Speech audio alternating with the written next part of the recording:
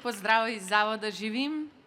Mi smo skupina ljudi, ki želimo pomagati tistim mamicam, ki razmišljajo o splavu in tistim osebam, ki čutijo težo po splavu. Tako kot je rekel Igor, tudi bratje, sestre, dedki, babice, tete, strici in medicinsko osebje čutijo veliko težo, ki jo nosijo in potrebujejo ozdravljenje.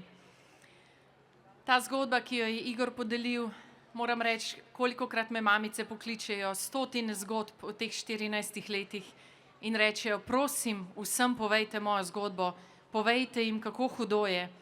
Jokajo ure in ure in potrebujejo ozdravljenje, potrebujejo sočutno podporo.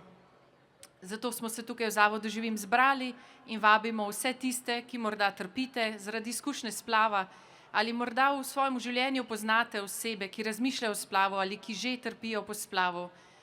Bodite jim v oporo, vsak od nas lahko pomaga najprej s sočutnim poslušanjem, sočutno bližino, potem pa jih tudi usmerite naprej, da bodo dobili pomoč, da ne bodo sami, da bodo lahko to bolečino predali naprej in svoje življenje zaživeli polno.